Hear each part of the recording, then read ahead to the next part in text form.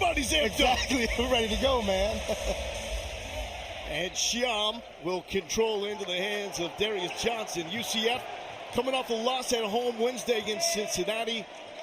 Knights have dropped 5 of their last 6.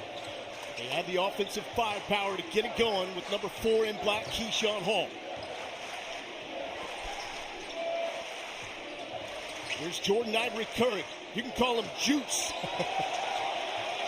5 on the shot clock. Debo Coleman to Shyam. This is part of his game. 3-pointer, a little too much. That's going to be Baylor basketball. Terrific activity and communication on the first defensive possession for the Bears. On Tuesday, Baylor went to Lubbock, dropped to Texas Tech 73-59. Those 59 points, second fewest of the season. But number 7 in the white, Edgecombe is back. Missed that game against the Red Raiders. They went 7 deep in that game. Really, when you look at it, it was 6 deep. Yeah, more like 6. You have an offensive foul called underneath against Ojanwuna. But you're absolutely right, Lo. Really only 6 guys playing over 30-plus minutes in that game for Scott Drew's group. Put a lot of pressure on your starters when you play like that. So early foul trouble on the big Josh Ojanwuna. That's not the way to start it off for Baylor. Starting 5 for UCF. It's really a modern NBA approach. A lot of 3-pointers, yes, fast-paced, top 20 in tempo, and they go to the line a lot. Exactly. They do a great job of finding looks from the outside, as well as Mustafa Chum can stretch the floor to the 3-point line. The key to watch for the Knights is how do they perform defensively. Ivy Curry lets it fly, rattles out from 3. Second chance point. Opportunity, no. Taken away by Edgecombe. And that's going to be a jump ball.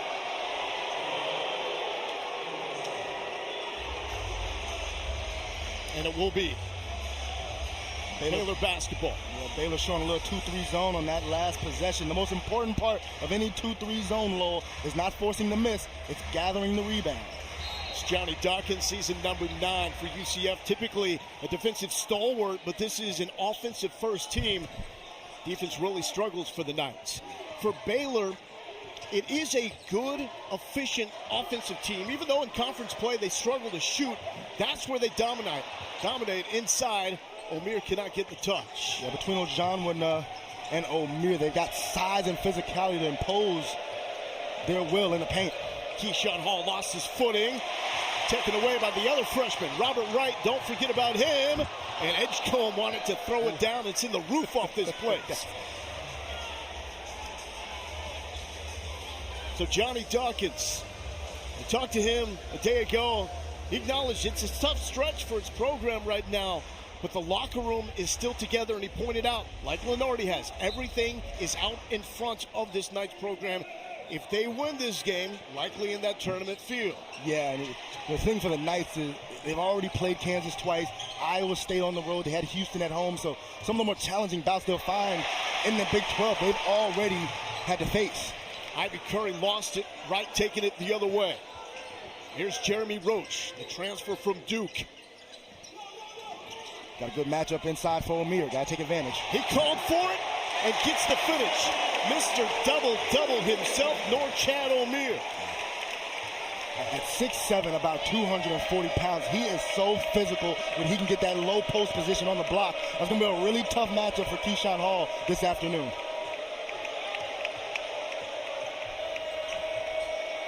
Lower scoring, slower paced game certainly favors Baylor. Juice, Ivy Curry. He's back on that I-35 corridor, played most of his career at UTSA, down 35 in San Antonio. So you're saying he's comfortable playing in Texas? Oh, yeah. This is his spot, BJ.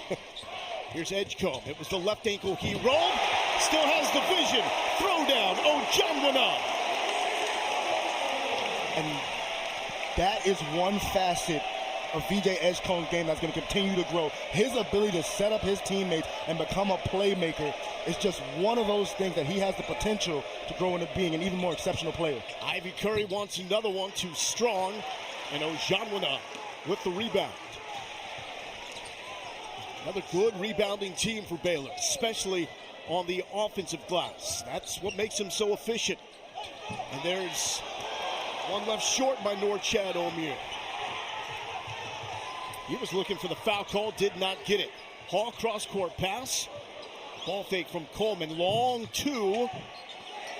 And O'Meara with the rebound. We'll be tracking to see if he can come up with another double-double. It would be 80 in his career, which would move him past Oscar Robinson and Michael Brooks for number 8 all-time.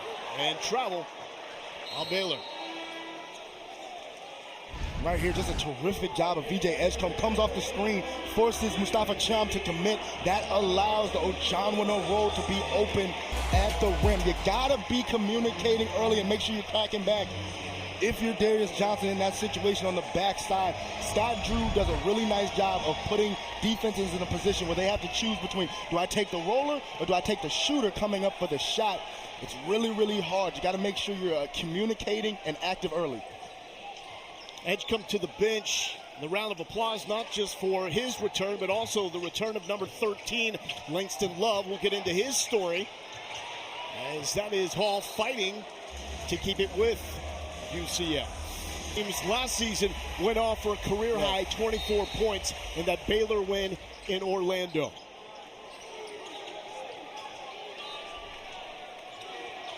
A 1-6 start from the field for UCF. That could spell disaster. Yeah. I mean, the biggest thing right now, Baylor's active. They're communicating. Nice feed down to Yotsus. Yotsus misses the bunny. And Coleman, Keyshawn Hall fighting and flexing for as good of a score as he is also an excellent rebounder. Yeah, does a great job of using his body and getting back to his left hand. I mean, 80% of this guy's baskets in the paint are going to be him using that dominant left hand. Baylor has got to be aware of that. None inside, and Ojanwano hacked by Demo Coleman, and he's holding his left knee. But for Baylor, this rash of injuries, it has been tough for them to progress, to get better and develop, in the words of Scott Drew, because they've had to go so light in practice. Yeah, well, exactly. You can't even get a good 5-on-5, scout team going because you don't have the bodies for it to give your starters a good look. And now with the injury to Ojanwano, you're moving Norchad O'Meara over to the 5 position. He's much better when he's at that power forward 4. He's going to have to play big minutes defending the other team's best opposing big. So that's Jaden Nunn has to come off the bench, shoot those free throws for Ojanwano. Those are bench points, something that Baylor did not have in the loss against Texas Tech, which speaks to the lack of depth on this team. Correct, but I would like to speak to the depth. So you're losing Ojanwano, you're starting center, and you have to put him at guard low? Yeah. That speaks to where you're going with things. Johnson going hard to the hoop and draws the foul.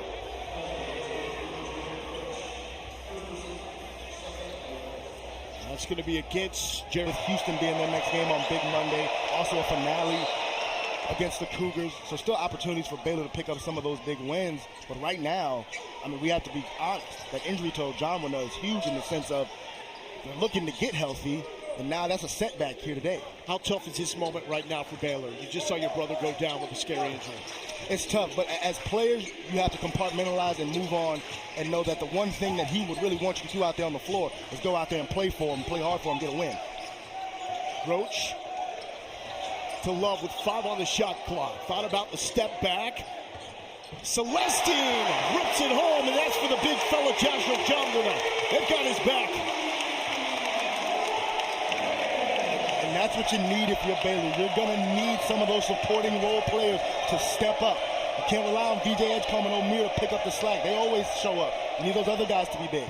Tyler Hendricks coming off the bench. Cannot connect on the long J. O'Meara, another rebound. Double machine.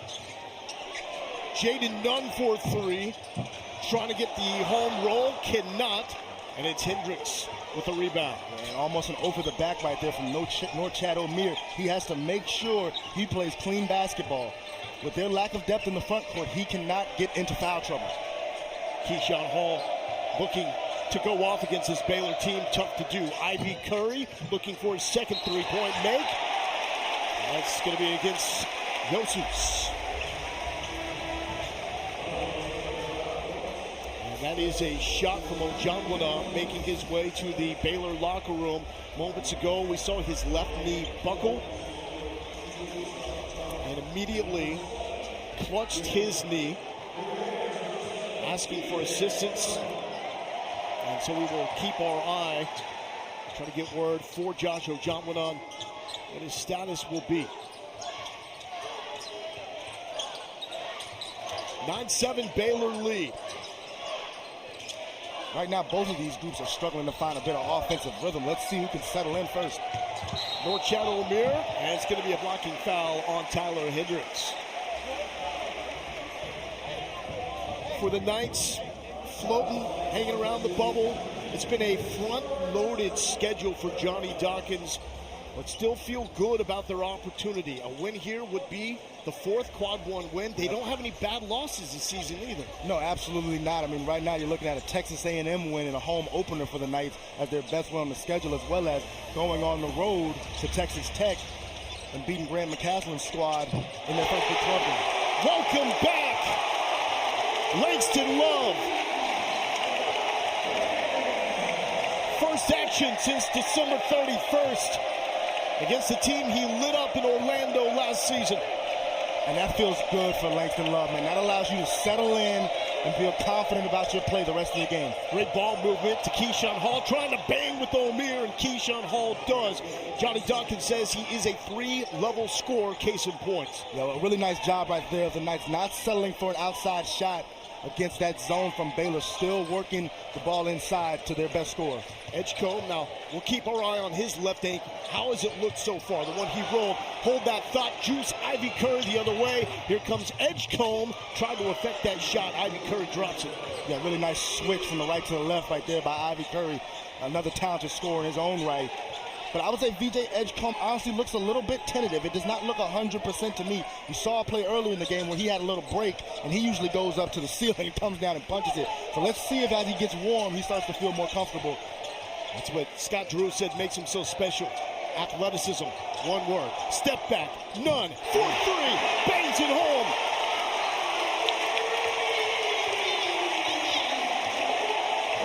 Smart play right there. Show the ball, take a side dribble, create a little space for yourself to get off your three. 7,500 loud Baylor fans inside Foster Pavilion. Hall, the lefty touch, rolls out. Celestine with the rebound. Edgecombe hunting the paint, awkward, off balance, don't matter for the future lottery pick. Johnny Dawkins wants a timeout.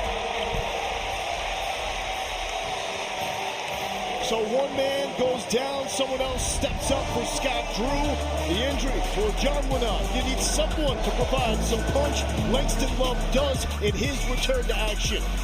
And then a drive and kick situation. Jay Nunn shows the ball. Sidestep for the triple.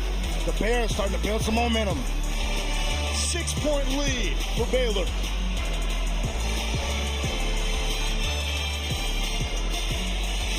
I think he reminds me of Victor Oladipo. Remember Victor Oladipo at Indiana? Elite athlete, picked up full court, and his tenacity and the way he could impose his athleticism on the game was ahead of his basketball skill. Once Edgecombe becomes a consistent shooter and a little better ball handler, man, sky's the limit. Williams, transfer from Memphis, no good on the long J, and Edgecombe goes down and is fouled. It was Scott Drew that made the Russell Westbrook comparison. He said his first three steps are Westbrook-esque. Yeah. If you want to make ears perk up, right, you talk about maybe one of the best athletes that has ever played in the NBA, and make that comp, that says something. No question, they have a similar body frame, right? They're both around 6'3", 6'4". VJ Edgecombe's a little bit taller. You know, Russell may have been more of a point than VJ is right now, but he definitely has the ability to turn into a guy that is just going to be a rocket to the rim. And a long track record for Scott Drew, putting guys in the draft. 13 draft picks in the last 12 drafts for the Baylor Bears. And we got a whistle. And I think it's about the noise. There is some sort of noise playing through the PA system. It's not even music. It's a sound effect of, we're getting for the beat, getting ready for the beat to drop. We're getting it going, yep. But the beat never drops. Exactly. And it's still waiting for the beat to drop. Right. But Club Foster is not ready for that kind of noise. No. It's actually, I think it's a drum roll. or a nearby train, which I don't believe it could be. Could be. They will play through it. 5 on the shot clock for Wright. The other freshman, high off the glass over Sean. That's going to be a foul on the floor. And that's going to go against Keyshawn Hall.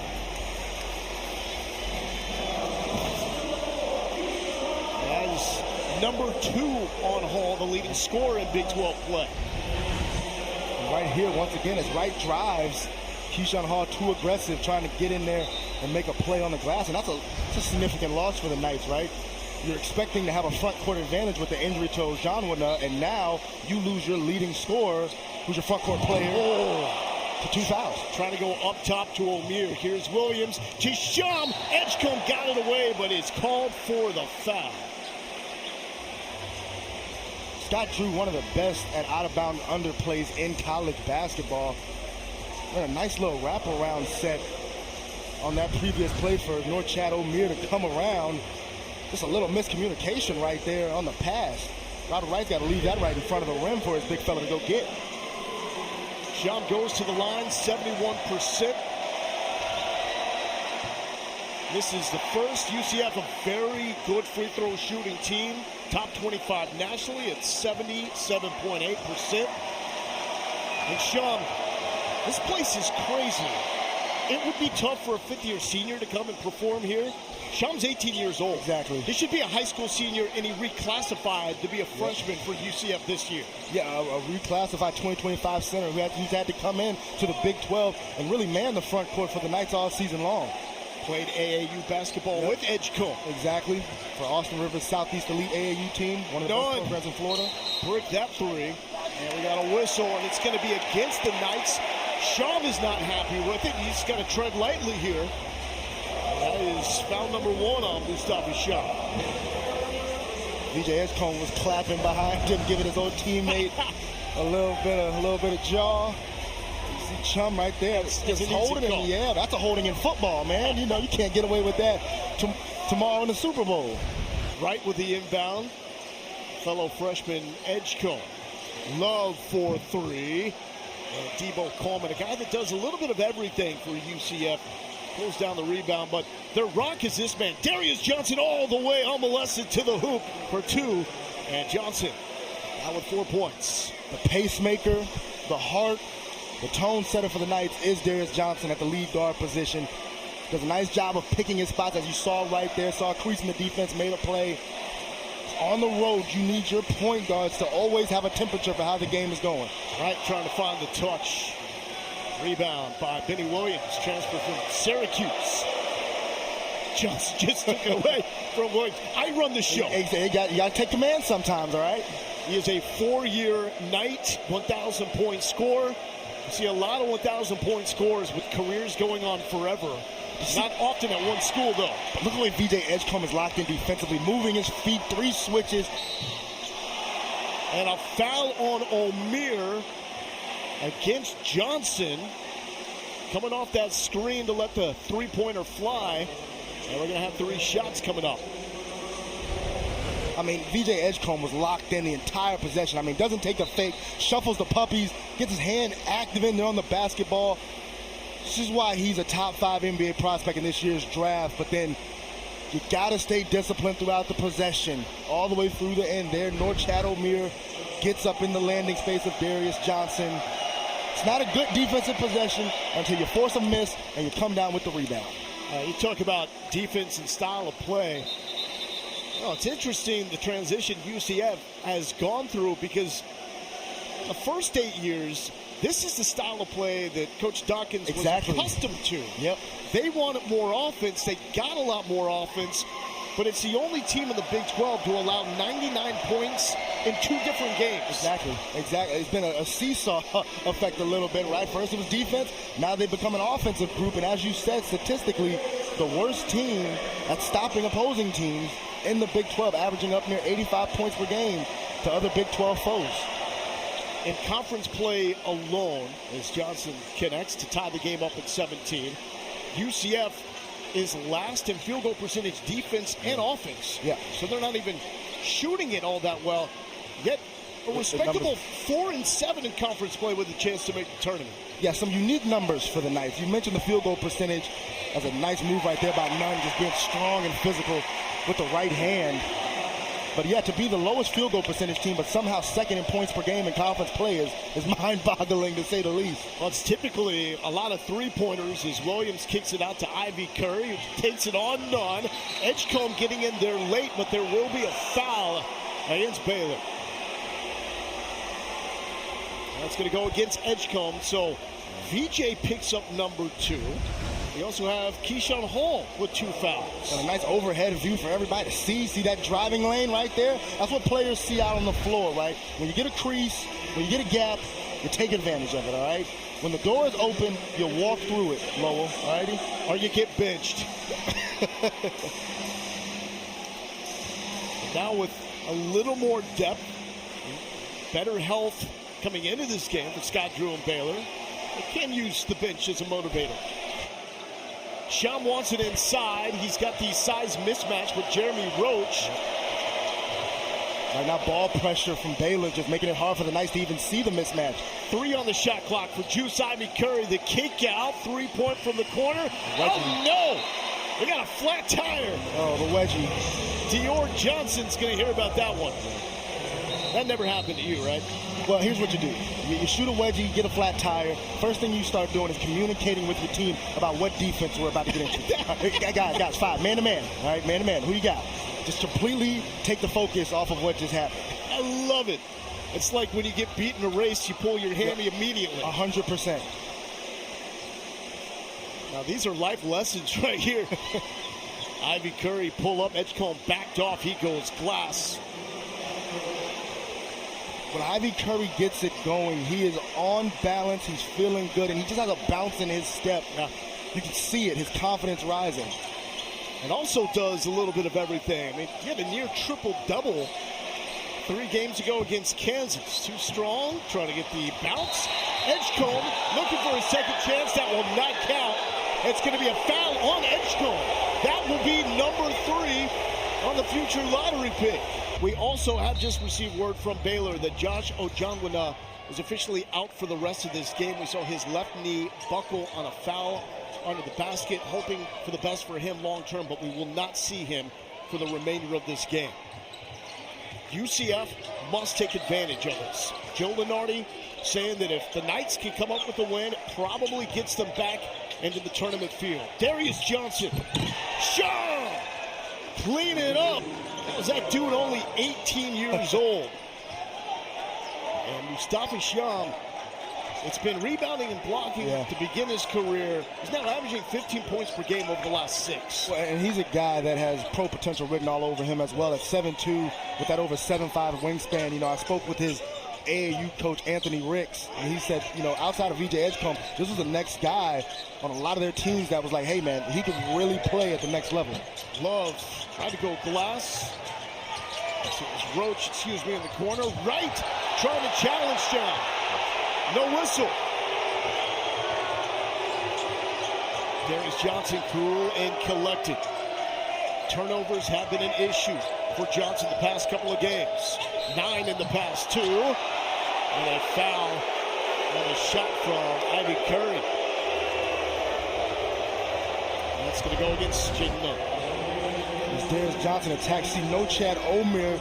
Nobody gets a body on Mustafa Chum. And that's a bit of what you lose when you don't have your starting center in the game, right? No Chad Omer is not used to having the matchup of the opposing team's starting center. He's used to being on 4s, power forwards. As much as they depend on Omer to score, one of his biggest focuses today has got to be limiting the production of Mustafa Chum at the center spot. You see the upside, and boy, Johnny Dawkins sums it up. He's not afraid of the work. He wants to be great. He's, quote, willing to pay the price. Yeah, positive attitude guy. He's had some tough games this year. I mean, you were on call for the Kansas game where, you know, that was the ultimate vet matchup of Hunter Dickinson, you know, being a 6th-year guy against an 18-year-old. Exactly. That was a huge lesson for him throughout the season. But he's somebody, speaking with the coaching staff, who has remained positive, continues to come to work every day, bringing his lunch pail. Love dearly lost the dribble, taken away by Williams, and it will stay with Baylor. but that's what you want to see with a young player. Yes. The ability to bounce back and learn from some of the rough spots in historically the toughest conference in America. And that's not easy for young guys, right? I mean, for Mustafa Chum having to lead the way and be the staple of the front court for this Knights group over 25 minutes a game, that's hard on him. You learn a lot of lessons your freshman year. Even VJ Edgecombe right now sitting on the bench with those 3 fouls, right? He's thinking to himself, was it really worth it for me to go challenge for that offensive rebound? I didn't have good position. I didn't really have a chance.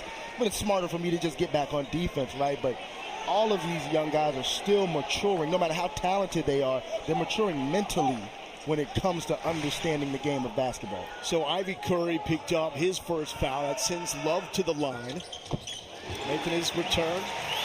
Getting that ankle healthy, clear for full contact on Monday. His first game since December 31st.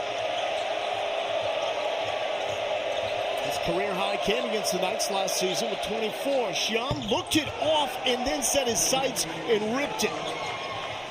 And that's where his game will really start to open up. If he becomes a consistent pick and pop threat, he's going to be a handful to deal with for Big 12 coaches down the line. What I love about that, he doesn't force that shot. No. He's not a guy that will take 5 or 6, but he'll take maybe 1 or 2 and have good success. He is called for the foul there on Celesti, that corner 3. It's going to be 2 on Sean. You see him just going to this pick and pop, and Norchad Ormir with a slow closeout, not very aggressive. And you just see right there, a nice little sweet kiss. Mustafa Chum. He's feeling good though, right, Lord? You can tell. Again, another guy whose confidence is growing, and you touched on it a little bit. As a big guy, when you're attempting 3-pointers from the outside, there's never a need to rush. Yeah. How many coaches have you ever seen get on their opposing big and say, well, why did you get out there and close out? Why didn't you get a hand up? No. You can take your time, get your feet set, all right? Think about what you're going to do after the game, then let it go. Take your time. No need to rush. Meanwhile, at the line, it is Norchad Ormir. What a story. 5th year of college basketball. Once again, he's averaging a double-double in points and rebounding.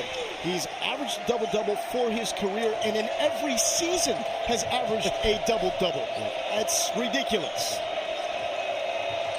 Amazing instincts for reading where basketball is going to bounce off the rim. Ormir has. Johnson tried to wrap it around to Williams or Sham. Baylor wants to run, and Roach with the transition lay-in. That's what Johnny Dawkins said we could not do. Allow Baylor to get off and run.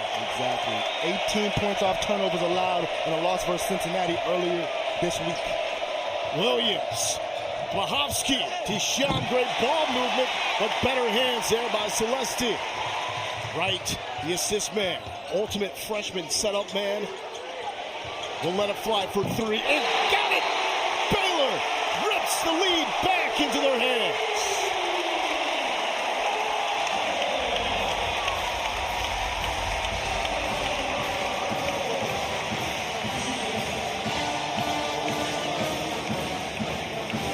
So really nice job by Baylor. Starting to build momentum here. To close out this first half, turning defense into offense. You see the quick hands by Ormir. And you get the ball in the player. The caliber of Jeremy Roach's hands, the Duke transfer. He knows what to do with it. And then right here, once again, finding Robert Wright for the triple.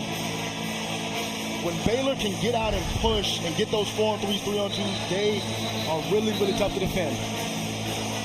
It's not just Edgecombe. You got Wright as well. Prolific freshman duo trying to become the 4th freshman teammates with at least 13 points per game in Big 12 history. The others to do it, Michael Beasley, Henry Walker, Okay.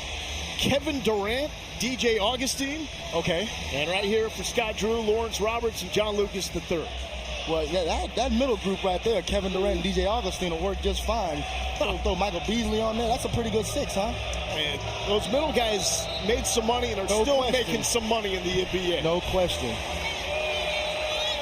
Scott Drew has done an elite job discovering talent, developing talent, and consistently now up there in the top 10 of the recruiting rankings put together by our guy Paul Biancardi every year. Johnson had it ripped away by Wright.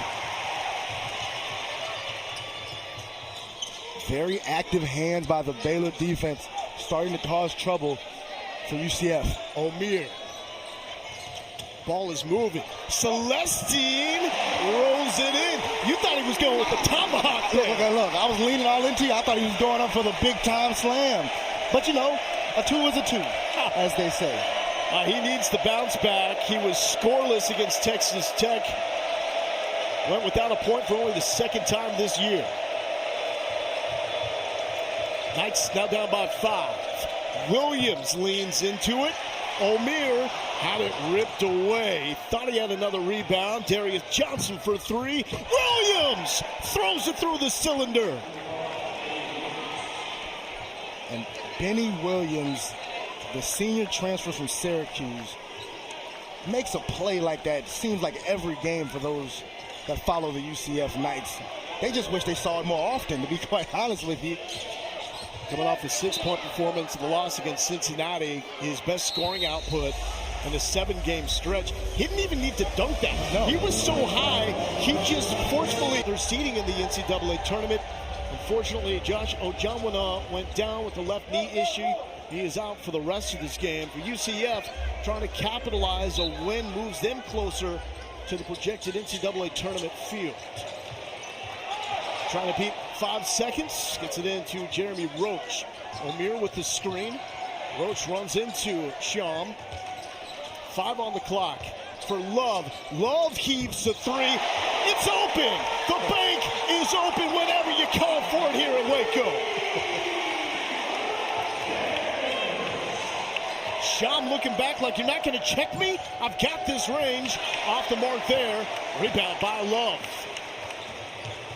The final 4 of halves and the first 4 of the second halves are the most underrated part of college basketball. Old guy, young guy. Omier on Sham. And if that's on Sham, that's going to be number 3. And if you're Langston Love, you know, this is not how you draw it up. This is not what you expected. But at the end of the day, I promise you, you'll take it. There you go. I know they were watching. And by the way, it was foul number 2 on Mustafa Sham, so he's not going to go to the bench. And we see Rokas Josus from Lithuania checking in. And Omier is able to connect on both free throws.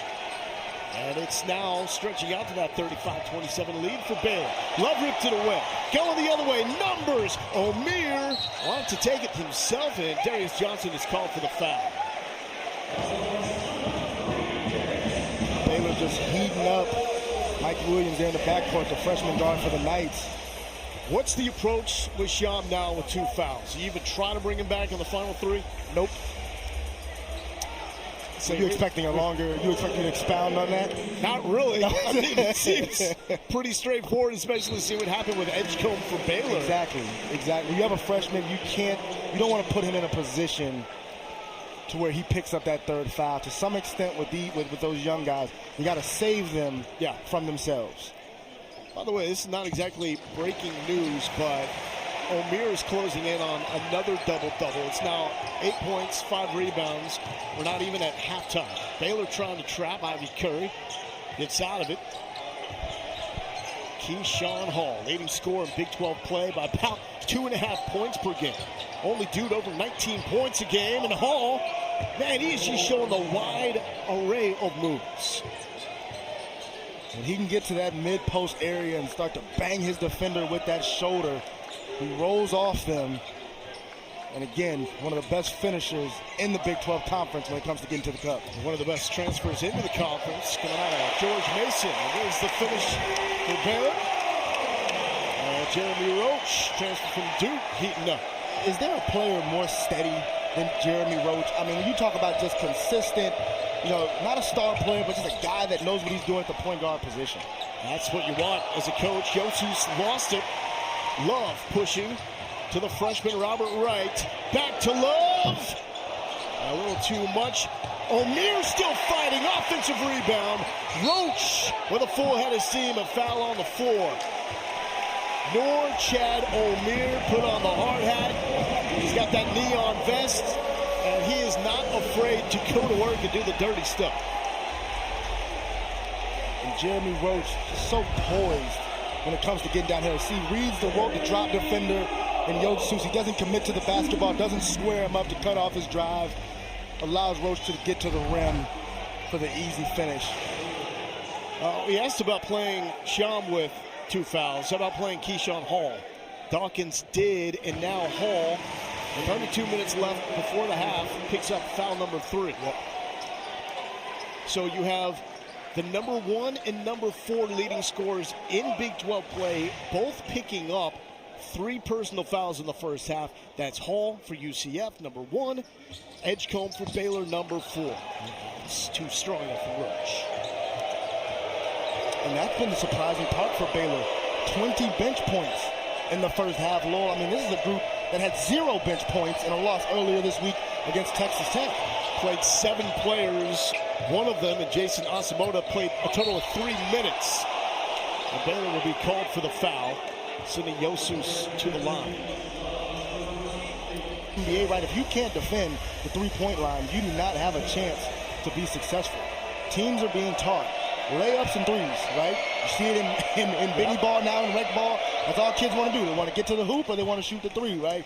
The mid-range is a dying art form, which we all hate to see, but if you're going to be an elite-level defensive team in basketball in today's game, you got to defend the 3, and that's what Baylor does well.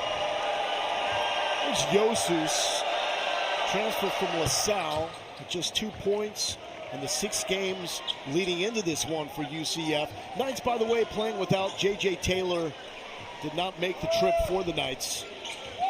Taylor getting them just under 5 points per game, transfer from Memphis. And it's Nunn and 1. How do you like me now, says Jaden Nunn.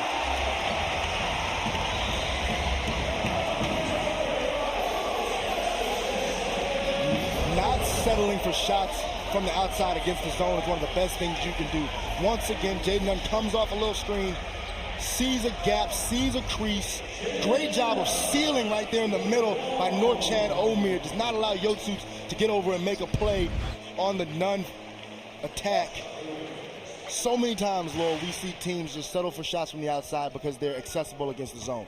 You want to drive the zone. Then if you get one of those drive and kick threes, those are the ones you want to take. 3-point play by Jaden Nunn. 12-point lead by Baylor. UCF needs to find something here in this final minute. Johnson weaving through, cannot finish, and draws the whistle. If there is a guy that can bring UCF back, it is Darius Johnson. He's proven through his 4-year career he can carry this program.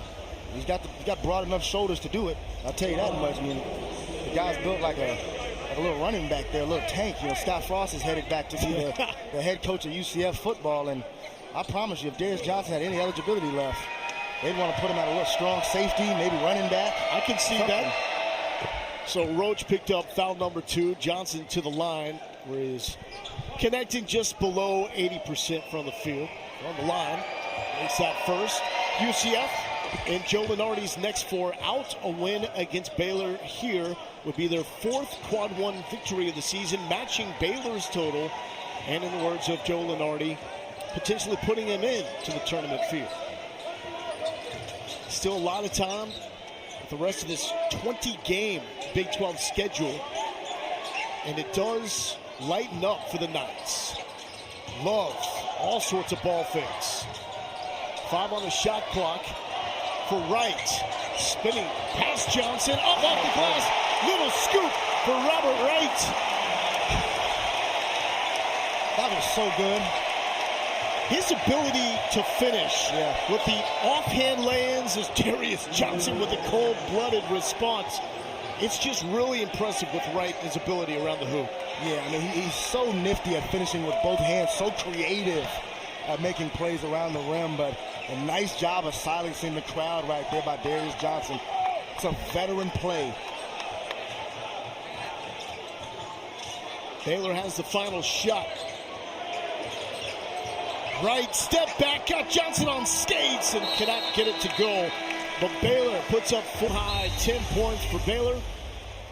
And it's a 10-1 assist edge for the Baylor Bears. And the man that does most of that, Robert Wright III, closing in on John Lucas III's freshman assist record at Baylor. There's an early turnover. Knights trying to cash in. Keyshawn Hall and Edgecombe both playing with 3 fouls. Shum has 2. And here's Johnson. A mismatch inside. Edgecombe defending Mustafa Chum. He saw it late, but got it in time, and there's the big freshman for 2. It's a good job of having awareness right there. Senior point guard Darius Johnson able to set the freshman up. It's a perfect start for the Knights here in the second half. Right, force a turnover, go down the other end, convert a basket. Now you're in a spot where the game is slowed down a little bit, but you need stops. Love. And it rolls out. But back to Robert Wright. Roach wants to try and got it. That is now 8 points for Jeremy Roach. Second chance opportunities. So important to the game. You can't even give the credit to really the Baylor on that one. That's Jordan Ivan Curry not securing a rebound. Hall weaving inside and 1 for the leading scorer in Big 12 play. Johnny Dawkins, the way he summed it up, sometimes you have a vision for what a guy can mean to your program, and it doesn't always work out. Hall is one of the guys that it has worked out. They've hit on that vision. Tremendously. You know, coming over from George Mason, there was obviously the question of will he still be able to score at the same clip as he did in that league. But they thought the rebounding would be the thing that absolutely transferred. But he's continued to score at a high level. He's continued to be an excellent rebounder. You mentioned the day of the age of the transfer portal. He's a guy who successfully has executed what the transfer portal is supposed to be. And at the line as well, leads the conference in free throw attempts and makes. As versatile as you will find with an offensive player in the Big 12 this season. 11 new players, too, for UCF. That seems like a large number. Surprisingly, there's a handful of teams that have that many new faces, and a lot that at least have 7 or 8. Yes. I mean, when you combine the number of freshmen that are still coming into programs 3 to 4 a season, you're getting 6 or 7 guys out of the portal as Ivy Curry doing what he does out of transition, switching to the right hand. The juice is loose. Now in the 10 points. This juice. Okay. I think you were old enough. You think I knew that one? Yeah. Okay. I'm here with you, brother. Here's Edgecombe. Foul-ridden first half, picked up number 2 and number 3 in about a 1-minute span. As Langston Love, his first action since the Big 12 opener against Utah on December 31st. And Love having himself a game in double digits, 10 points. What'd you see there? It's Ivy Curry cannot get the finish. Coleman, no! That's a whistle underneath the bucket, and now Sham is holding his left knee. Same side of the court where Baylor lost Ojamwina. It's good to see him getting up, although he's still trying to limp it off. Game's starting to get a little physical. Yes. Starting to get a little crowded down there, some bumping. As Mustafa Chum gets back activated into the play, he lands, I think his leg hit the ground more than anything. More than anything else, I think his actual leg hit the ground. And a quick turnover by the Knights off the inbound. And Mustafa Chum is still trying to get that leg comfortable. Yeah. Only 18, early enrollee, should be a senior in high school, and he's going up against one of the most veteran, dominant post presence in Norchad O'Meara. And there is corner 3, no good from Jeremy Roach, transfer from Duke. The Baylor's getting the looks that they want. They're coming off these screens and forcing 2 Knights defenders to guard the ball, which will allow open shots. So even when you miss shots like those, no problems. It's a good look. There's a physical take by Ivy Curry. Got that elbow into right the freshman. And after you get a stop, those are the makes that you need. Edgecombe in rhythm, and Hall with the rebound.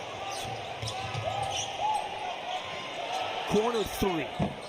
Ivy Curry, no. Didn't look like he really jumped on that shot, right? He kind of shot a set shot. Didn't really elevate off the ground. So Edgecombe, the freshman,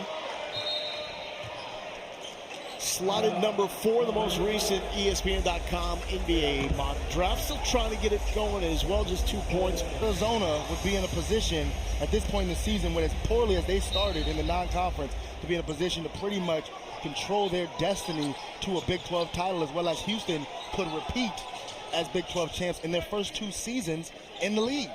Well, the Big 12 is so different with Kansas basketball not being dominant. Exactly. It opens up things for everybody else. It's 2 on the shot clock for Edgecombe, and there was some of that quickness on the initial 3 steps. Could not convert, still just 1 make for him, and Keyshawn Hall rolls it in the other way. Keyshawn Hall starting to pick it up now in double figures with 11. And that's what we call a 4-point swing, right? A bunny at the rim for Edgecombe. Doesn't convert, would have pushed this lead out to 9 for the Bears, and instead a miss and a convert on the other end. Now we got a 5-point game. Absolutely.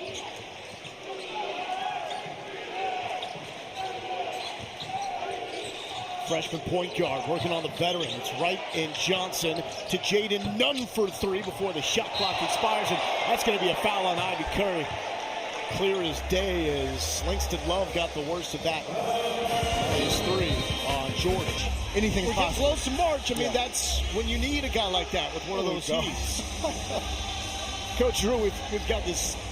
Did we just become Josh's agent? Oh, yeah, basically. We take 25% NIL cut coming our way. Yeah, absolutely. What it is, we don't know what we get, but we're all here for it. See now if Langston Love can follow like his guy Josh. A little closer than that, but huge storyline in that loss Tuesday at Texas Tech. No bench points at all for Baylor. Now Love off the bench with 12 by himself in this game. And that's really been the difference in this one so far, Lowell, is the fact that the Knights are still struggling to get bench production, while Langston Love has provided that spark for the Bears. And one of the bench players for UCF just threw it away. Williams was looking for Hall. Oh, Nunn with the move. Hesitation.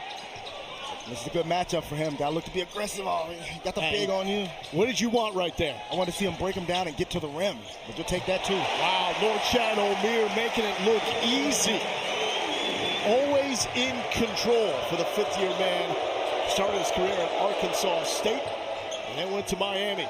Now a star here for Baylor. Inside feed, kick it out. Darius Johnson past Edgecombe. Wanted the big fella. O'Meara, that is a grown man's rebound. Here's a freshman. Edgecombe, electric, and draws the foul on Debo Coleman. Outstanding defense by Norchad O'Meara on that last possession to go exactly directly up and down and keep his verticality, forcing the Darius Johnson miss. And VJ Edgecombe, there's just nothing you can do with him in transition. If he's one-on-one out there on the break, he's going to make a play. And that's one of the reasons why his future is so bright at the next level. But look at this verticality, though, from O'Meara. That's textbook. That is exactly how they will show it to teams when you have that preseason meeting with the officiating crew and they're showing bigs. This is how you play defense at the rim. We're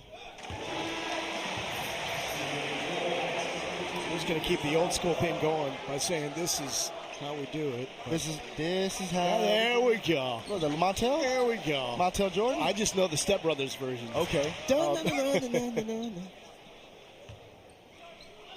Edgecombe from the line, and he gets it.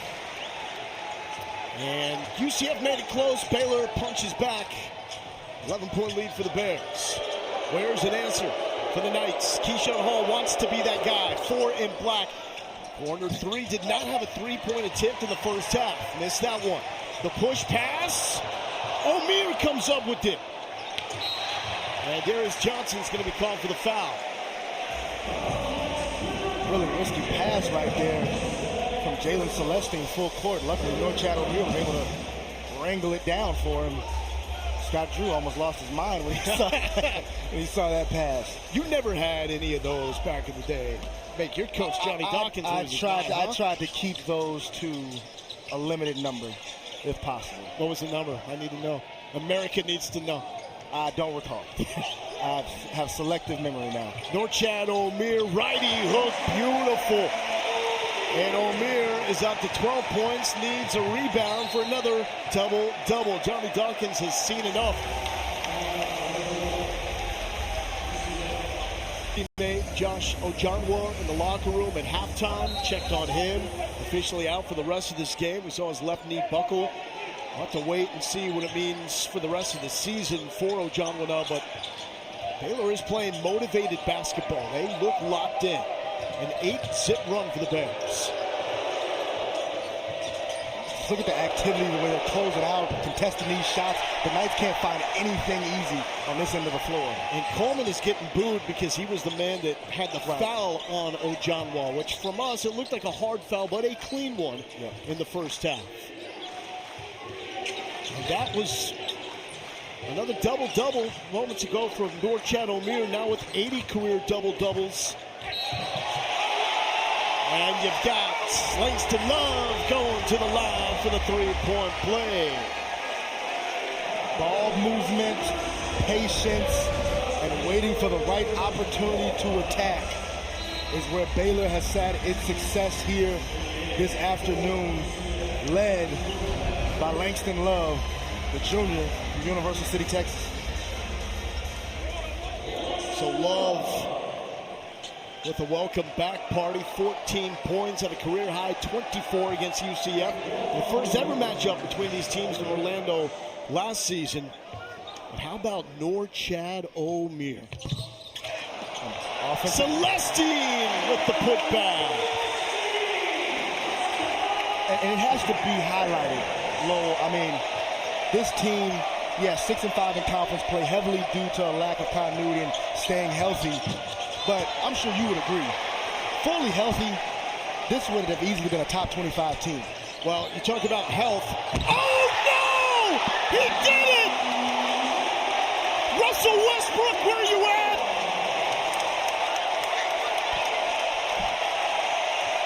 That's where the insane comps come from. A chance to do it again.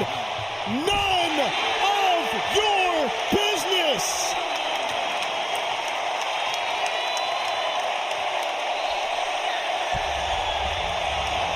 Look at Scott Drew, he's a maniac! Yes. This is Josh's key. This is Josh's moment. The half-court shot maker, the half-court shot taker, future star, Josh the Baylor. bucket hat, getting buckets for Baylor. 66-45. I'm going to call him Josh Baylor. We don't know his last name. No. He's not Josh Buckets. Josh Buckets? Okay, that works too. He's got the hat. Right? That works. Yeah, that's a solid response there for Dior Johnson. And they went to 9 different high schools. I don't know how you keep up with that. Now, one thing to watch for is the Knights do have the capability to run off 2 or 3 triples in a row. We've talked about how prolific their offense can be. So no lead is ever really too safe when you're going against an offense that can be potent, but explosive. Edgecombe now has that swag back to the other freshman right. Bullet pass inside. Omier with the flush. So Omier continues to add to his double-double. This is now his 80th career double-double. Ties Malik Rose from Drexel, the great San Antonio Spur, for the 8th most in NCAA history. Here's Hall, a lot of one-on-one, but they need buckets. And Hall comes down hard after that foul by Omier.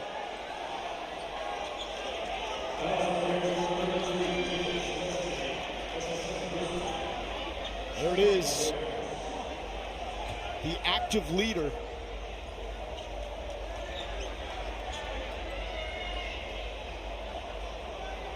And Norchad Omier with 12 on the season. A double-double mark leads the Big 12. And he has a double-double in 5 of the last 6. And Baylor's just had so much success penetrating the Knights defense, whether it's off the bounce or the pass. All their guards, whether it's Robert Wright, Jeremy Royce, they do a nice job of getting their head up, seeing the floor, and finding their front court players around the rim. Yeah, we need to give Wright more credit for the job he does setting up this offense. Edgecombe don't care. Give me everybody.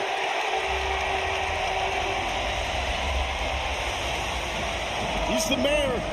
He runs this place. You want buckets, the freshman will get you one. The old-fashioned give and go, give it up, get it back. So explosive once he gets around the rim. I mean, Mustafa Chum doesn't have time to rotate over and make a play on his former AAU teammate.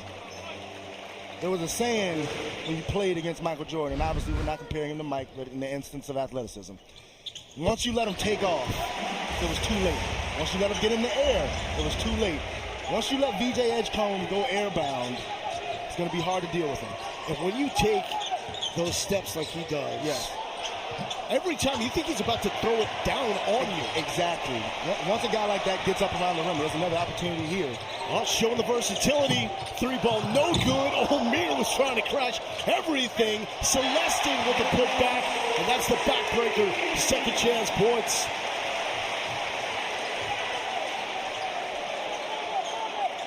This has changed quickly. Sham rips it from three. It's becoming a saying. He almost looks off it initially and then lets it go. Yes. It's how he's catching his rhythm, as unique as that may be. It's like a look off. Yeah. Recollects himself. He goes to the rim. Talented player. When we talk about getting after it on the offensive glass, Baylor does it as good as anybody. Yeah, the Bears have been rebound hunters all night long. You see right here, no Chattermere. He's not going to be rewarded, but this whole sequence is predicated off him creating the second chance opportunity for Jalen Celestine. And you know, we thought when they lost Joshua Johnwood that would really hurt them in the front court. Maybe they'd struggle on the boards, and they have been just as relentless on the glass this afternoon. We're taking a look. It's due to health. This team fully healthy would have been a 3 seed, you know, one of the best teams in the Big 12, competing for a regular season title without a doubt. I have no question of that in my mind. So they figured out the shot clock. And you're right, when selection comes around and that team sees Baylor like it's a projected 9 seed right now. Yeah. The team on the other end is like, we got these guys? Well, especially if their majority of their group is healthy. Yeah. Because you're not playing the team that really earned a 9 seed for most of the season. You're playing the team that beat St. John's earlier this year in November, right? A group that has the potential to make a run to a second weekend in the NCAA tournament. Keyshawn Hall continuing to battle, working on Love, who's been part of the injury problems, and there is Keyshawn Hall now, 15 points, 6 of 9 from the field. A little full-court pressure from the Knights right here. Going to look to turn Baylor over. Got to speed up this game and create more possessions. Celestine, corner 3. Drop it like it's hot. He was scoreless in Lubbock. This is how you bounce back, 12 points. And Hall nearly lost it. Sham for 3, his third triple of the day. He's shaking his head. He's doing the MJ a little bit with that. Once again, if he develops into a consistent three-point shooter, he's going to shoot up NBA draft boards as he goes into next season. How much more seasoning does he need? Is he a one-and-done guy? He needs to get a little stronger, right? He's still a little light to be a center, even at the NBA level where the game is starting to spread out more. But I'd like to see him put on, about 10 to 15 pounds of just muscle and strength so he can be a little bit more imposing inside. There's a key freshman, and he got bumped by Sham and one. The former AAU teammates with an interaction on to the Big 12. Big part Bob Bowlesby's doing. All have been tremendous additions. We talked about Houston having an opportunity to go back-to-back regular season titles in the Big 12. UCF, the football program, and what they've accomplished, as well as Cincinnati.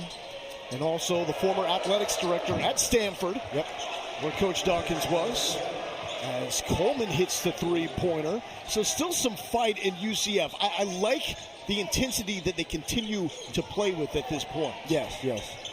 There's a resiliency that the Knights have. Johnny Dawkins preaches that to his players. It's a requirement to play for him. But they got to start to combine that with some smarter play out there on the floor when it comes to taking care and valuing the basketball. There's Darius Johnson, And some contact with Hall and Love inside. Looked like Love got one on the chops. He's called for the foul. We've seen some hard fouls at the rim today, haven't we, Lo? Is that the explanation? Yeah, we'll have the Keyshawn Hall shooting foul, but then with the flagrant one for the contact above the head and neck area, we'll get 2 free throws for Baylor on the other end, resulting in Baylor basketball. Yeah, we got that all cleared up. So one of those rare possessions where you got a foul called on you, yet you're still at the free throw line. Correct. And Keyshawn Hall takes advantage of that. Makes both of them, but now Baylor will send Langston Love to the line. They get 2, and then the ball. Yep, they get the ball as well. And these are the free throws that are a result of that elevated flagrant one. And Love hits that. But can we talk about how good he's been in his return? I mean, what a lift he's been. Once again, if they didn't have him today like they didn't have him against Texas Tech, I'm not sure if this game would have the margin that it does. And part of the reason, to our previous conversation, why it is going to be eye-opening with Baylor going into the tournament, because Love had 4 free throw attempts on the season, just showing that he has not played a lot. Off-season ankle surgery hasn't been right. They shut him down. Cleared for full contact on Monday. If he comes back and plays like this, you got something if you're Baylor, right? Especially willing to come off the bench. Oh, man. Where that's been an issue, a lot of that because of a lack of depth and the injuries. Well, a lot of people don't realize that last season, as DJ Edgecombe, he's having feeling good. But Langston Love was a guy who was a 4th option for this group last year offensively and was still a double-digit scorer doing it efficiently, right? So he's not a guy who needs the ball. We got to feed him. We got to run a bunch of stuff for Langston. He just fits in well and is effective in starring in his role. 3rd season here in Waco. He knows the system, knows the approach, knows what Scott Drew expects. Yep. The biggest coach in Baylor history, one of the best to do it. And one of 6 head coaches with the Natty still coaching, and there's a foul on UCF. I mean, in today's age of everything being a microwave society and us, moving so fast, we make it seem like Baylor won a national championship 10, 15 years ago. That's a good call. It was not that long ago when they hoisted the national championship trophy, right? It really wasn't. It was 2019, 2020 season. When Baylor, won the title. So this group and Scott Drew, Baylor's still one of the prominent, preeminent programs in college basketball. And how long have they also been in that conversation before the championship and post to be another one of those teams to get another title? They're consistently in that conversation. I think it's a clear argument that right now you've got Kansas, and they under Bill Self have been the standard bearer for the Big 12. The gold standard in the Big 12. Baylor's right there, no right question, behind. No question. Now the conversation is going to get interesting as we're going to have a over-the-back foul called against Mustafa Chum. The conversation is going to get interesting with how do you insert Houston? I'm not laying hands. I'm not laying hands. Come on. Keep your hands to yourself, all right? Yeah, that's what we learned at a very, very young age. 6 minutes left. By the way, I need to throw a bone to TJ Altenberger and the job he's done at Iowa State. No question. They are for real. There's Hall to the basket. O'Meara. Come on, he's saying, give me another one of those rebounds. Make my double-double look even better. So it's Love. Iowa State was a group that I considered to be the best team in the Big 12 by far, just as of 2 weeks ago. But then once Caleb Love hit that 55-footer, it's like everything changed. They got back on track today with a win at home versus Kansas State, but they've sunk into like 4th in the Big 12 now. Wright taking it, and misses. Hall wants to run. He's got Ivy Curry on the wing. And a strong finish by Keyshawn Hall now with 19 points, and that gives him exactly 1,000 career points. Congratulations to Keyshawn Hall on a career that started at UNLV. I love watching that guy play. Keyshawn Hall. Yeah, man. He goes so gifted at getting to the rim and finishing, using his body. O'Meara. Double team, don't mind it. Come on, went up and over Keyshawn Hall and Mustafa Chum. And once again, just not enough defensive resistance for UCF. I mean, you're talking big picture. Strategically, we know what on paper they have to do to make the NCAA tournament. But on the floor, they're going to have to be better on the defensive end if they want to have a chance at making a push for the NCAA tournament. That's the wild thing. UCF is on pace to allow 90 in a game for the 7th time this year. Yes. It's year number 9 for Johnny Dawkins. In the previous 8, they allowed 95 total times combined. Yeah. It's different groups. You have a front court freshman in Mustafa Chum. He does a good job defensively, but he's not always in the right position. And then ball pressure from the perimeter players and the guards is just not always there. And there's a cleanup by Mustafa Chum. This dude is going to be a force, put more meat on those bones, and look out. It's an NBA player in the making. And it's not like this team just forgot how to play defense. There was a philosophical shift for UCF coming into this year to try to generate more offense. And you do that, absolutely, in this case, at an expense. You do. You don't have a lot of size in your front court or depth to protect the rim. Your guards have got to be exceptional at keeping the basketball out of the paint, and they have just not been able to do that. Juice-Savvy Curry gets the steal and is fouled by Edgecombe. And I think as soon as Edgecombe picked up foul number 4, he looked at production in their loss in Lubbock. Nothing off the bench in that loss. So, new look here for UCF in the final 4 minutes. As this is Dior Johnson drawing some contacts. No call. Offensive rebound there by Niels Mahovsky.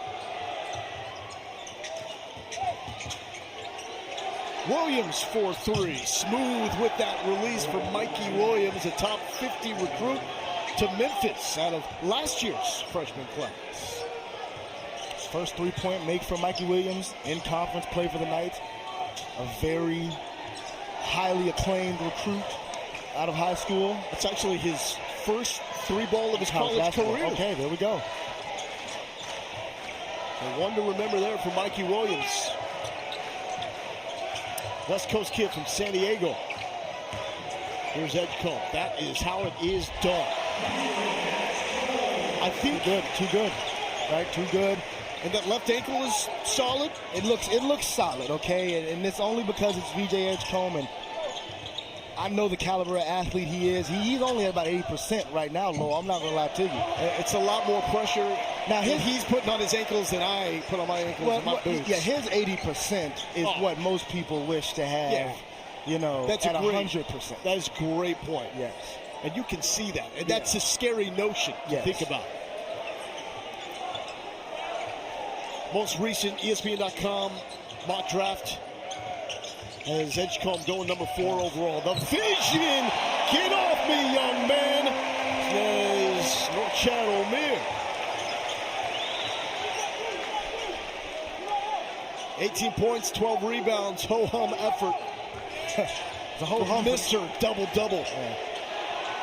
And that's now 2 collegiate three-pointers for Mikey Williams.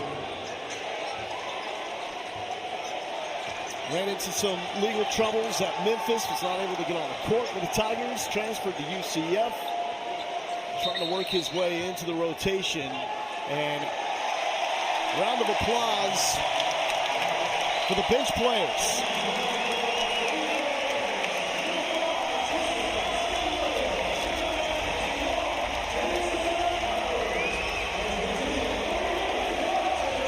Davidson Hubbard checks in,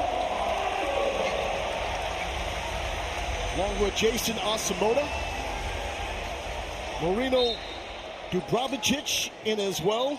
And you got the freshman out there, Robert Wright.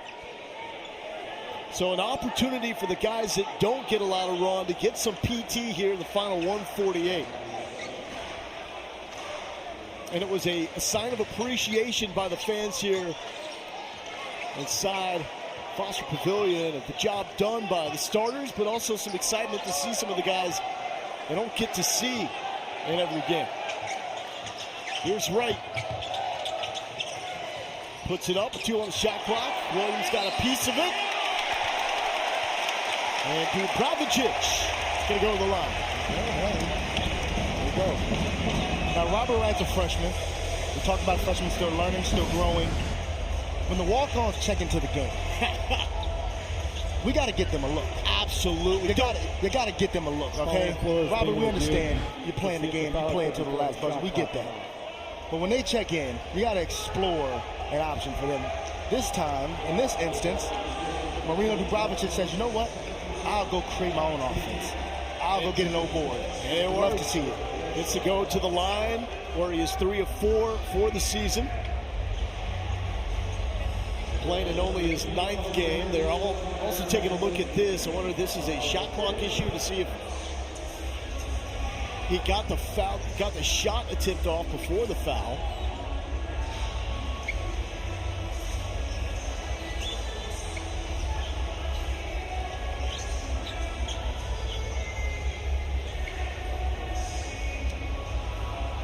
Meanwhile, VJ Edgecombe is a visitor at the bench. Family affair here in Waco. There's no foul on the play. We have a shot clock violation. At 5, and that's Edgecombe's little brother. Where's Paul B. and Cardi going to rank him in 10 years? Got good family genes, I'll tell you that much. And it's always the younger brother, right? It seems like it. It's even better. So, no free throw attempts there for Dubravicic.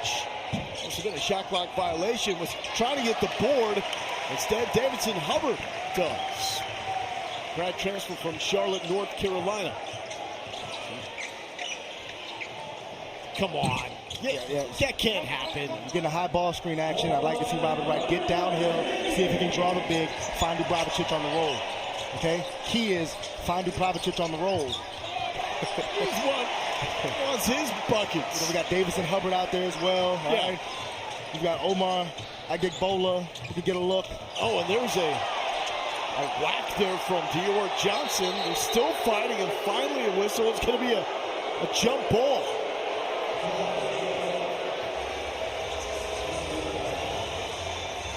So it's going to be UCF basketball here with 39.6 left.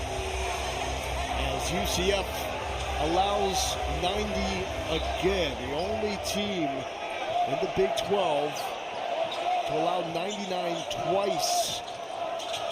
Allowed 108 against Iowa State, so I guess it could be worse. A little shovel pass. That is elite athleticism and finishing by Mikey Williams. That's a big time up and under right there. We see that basketball. Good cut, good read. Nice finish. Who gets the shot here? I mean, someone's got to get a shot. I'll tell you who can take the shot. Davison Hubbard, Omar Adegbola, Davison Hubbard. And it looks like Baylor will just do this the right way and let those final 10 seconds tick off. And Baylor picks up win number 15 on the season, moving to 15-8 overall, 7-5 in conference plays. Would have been a big one. Missed opportunity for UCF, but Baylor comes up with it.